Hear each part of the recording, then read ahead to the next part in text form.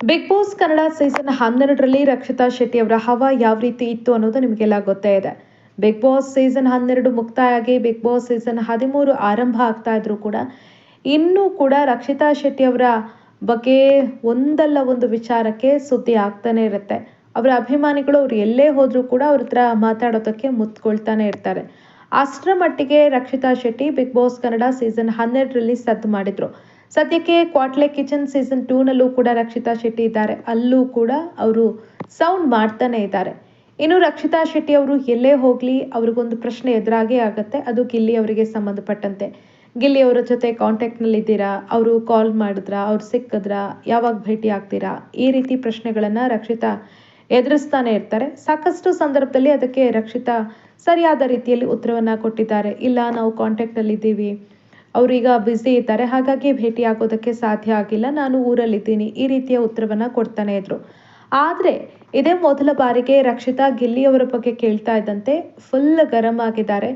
ತುಂಬ ದಿನದಿಂದ ಅವರು ಇದನ್ನು ತಡ್ಕೊಂಡಿದ್ರು ಅಂತ ಅನಿಸುತ್ತೆ. ಆ ರೀತಿಯಾದಂಥ ಉತ್ತರವನ್ನ ಕೊಟ್ಟಿದ್ದಾರೆ.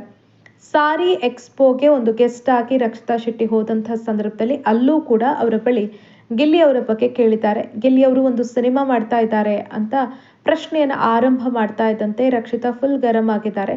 ನಾನಿಲ್ಲಿ ಸಾರಿ ಎಕ್ಸ್ಪೋಗೆ ಬಂದಿದ್ದೀನಾ ಅಥವಾ ಗಿಲ್ಲಿ ಅವರ ಸಿನಿಮಾದ ಪ್ರಮೋಷನ್ಗಾಗಿ ಬಂದಿದ್ದೀನಾ ಅಂತ ಪ್ರಶ್ನೆಯನ್ನ ಮಾಡಿದ್ದಾರೆ. ಆ ಸಂದರ್ಭದಲ್ಲಿ ಇಲ್ಲ, ಅವರು ಸಿನಿಮಾ ಮಾಡ್ತಿದ್ದಾರಲ್ವ, ಅದ್ರ ಬಗ್ಗೆ ಏನು ಹೇಳ್ತೀರಿ ಅಂತ ನಾವು ಕೇಳಿದ್ದು ಅಂದಾಗ ಅವರಿಗೆ ಆಲ್ ದಿ ಬೆಸ್ಟ್, ಒಳ್ಳೇದಾಗ್ಲಿ ಅಂತ ರಕ್ಷಿತಾ ಹೇಳಿದ್ದಾರೆ. ಇಷ್ಟಕ್ಕೆ ಸುಮ್ಮನಾಗದ ಇನ್ನೊಬ್ರು ಪ್ರಶ್ನೆಯನ್ನ ಕೇಳಿದ್ದಾರೆ. ನೀವು ಮದುವೆ ಆಗುವಂಥ ಹುಡುಗನಿಗೆ ಅಡುಗೆ ಬರಬೇಕಾ, ಈ ರೀತಿ ಪ್ರಶ್ನೆಯನ್ನ ಕೇಳಿದ್ದಾರೆ.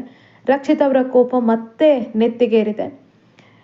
ನಾನು ನನ್ನ ಗಂಡನ ಬಗ್ಗೆನೇ ಯೋಚನೆ ಮಾಡಿಲ್ಲ ಇನ್ನೂ ಕೂಡ, ಇನ್ನು ಅಡುಗೆ ಬಗ್ಗೆ ಎಲ್ಲಿಗೆ ಯೋಚನೆ ಮಾಡ್ತೀನಿ ಅಂತ ಹೇಳಿದ್ದಾರೆ. ನಾನಿಲ್ಲಿ ಬಂದಿದ್ದು ಸಾರಿ ಎಕ್ಸ್ಪೋಗೆ, ಆದರೆ ನೀವು ಬೇರೆದೇ ಕೇಳ್ತಾ ಇದ್ದೀರಾ, ನಿಮಗೆ ಊರಿನ ವಿಷಯವೇ ಮುಖ್ಯ, ನಾನಿಲ್ಲಿ ಬಂದಿರೋದು ಇಂಪಾರ್ಟೆಂಟ್ ಅಲ್ಲ ಅನ್ನೋ ಉತ್ತರವನ್ನ ನೇರವಾಗಿ ಕೊಟ್ಟಿದ್ದಾರೆ. ಸಿಕ್ಕಾಪಟ್ಟೆ ಗರಂ ಆಗಿದ್ದಾರೆ. ಹಾಗಾದ್ರೆ ಆ ರಕ್ಷಿತಾ ಶೆಟ್ಟಿ ಮಾತುಕತೆ ಹೇಗಿತ್ತು ಅನ್ನೋದನ್ನ ನೀವೇ ಕೇಳಿಸ್ಕೊಳ್ಳಿ, ಯಾವ ರೀತಿ ಕೋಪಗೊಂಡ್ರು ರಕ್ಷಿತಾ ಅಂತ. ಇವಾಗ ನನ್ಗೆ ಅರ್ಥ ಆಗೋದಿಲ್ಲ, ನಾನು ಗಿಲ್ಲಿದು ಪ್ರಮೋಷನ್ಗೆ ಬಂದಿದ್ದೀನಾ ಅಥವಾ ಸಾರಿ ಇದೆ ಮಾಡ್ಲಿಕ್ಕೆ ನೋಡ್ಲಿಕ್ಕೆ ಬಂದಿದ್ದೀನಾ ಅಂತ ಹೇಳಿದ್ರಲ್ಲ. ಅವ್ರ ಸಿನಿಮಾ ಶುರು ಆಯ್ತಲ್ಲ, ನೀವೇನಾದ್ರು ವಿಶ್ ಮಾಡಿದ್ರಾ ಅಥವಾ ಹಿಂಗೆ ಏನೋ ಯಾವ ಸಿನಿಮಾ ಏನಾದ್ರು ಐಡಿಯಾ ಇದೆಯಾ ನಿಮ್ಗೆ? ಹೌದು, ಐಡಿಯಾ ಉಂಟು. ಅವರು ಒಂದು ಪಿಕ್ಚರ್ ಮಾಡ್ತಾ ಇದ್ದಾರೆ. ಆಲ್ ದ ಬೆಸ್ಟ್, ಒಳ್ಳೇದಾಗ್ಲಿ. ಇವಾಗ ನೀವು ಕುಕಿಂಗ್ ಬ್ಲಾಗ್ಸ್ ಜಾಸ್ತಿ ಮಾಡ್ತೀರಾ ಅಲ್ವಾ, ನಿಮ್ ಹಸ್ಬೆಂಡ್ ಆಗೋರ್ಗೆ ಕುಕಿಂಗ್ ಬರ್ಬೇಕು ಅಂತನಾ? ನಾನು ಇವಾಗ ಹಸ್ಬೆಂಡ್ ಬಗ್ಗೆನೆ ಥಿಂಕ್ ಮಾಡ್ಲಿಲ್ಲ. ಸೊ ಹಸ್ಬೆಂಡ್ ಕುಕಿಂಗ್ ಬಗ್ಗೆ ಇವಾಗ ತನಕ ನಾನು ಥಿಂಕ್ ಮಾಡ್ಲಿಲ್ಲ. ಹೋಗ್ಲಿ ಬಿಡಿ.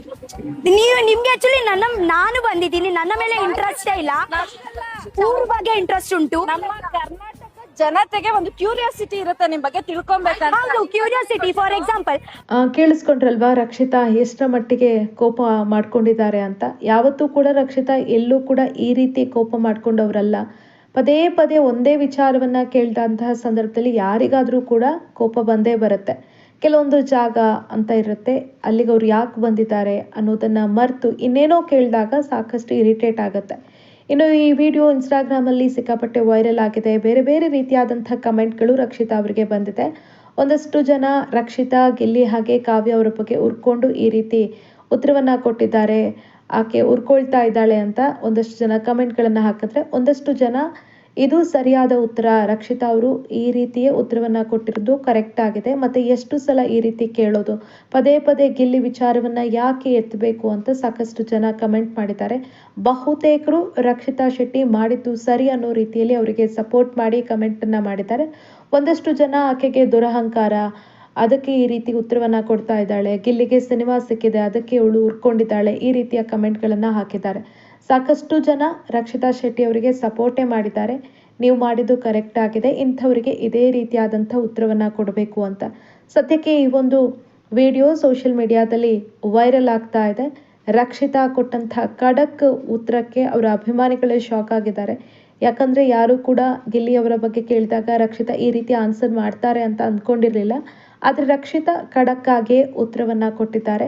ಆ ಮೂಲಕ ಇನ್ನೊಂದು ಸಲ ಗಿಲ್ಲಿ ಬಗ್ಗೆ ಯಾರಾದರೂ ಆಕೆಯ ಜೊತೆ ಪ್ರಶ್ನೆ ಮಾಡುವಂತಹ ಸಂದರ್ಭದಲ್ಲಿ ಯೋಚನೆ ಮಾಡಬೇಕು ಅನ್ನೋ ರೀತಿಯಲ್ಲಿ ಖಡಕ್ ಆಗಿ ಒಂದು ವಾರ್ನಿಂಗ್ ರೀತಿಯಲ್ಲಿ ಉತ್ತರವನ್ನ ರಕ್ಷಿತಾ ಕೊಟ್ಟಿದ್ದಾರೆ.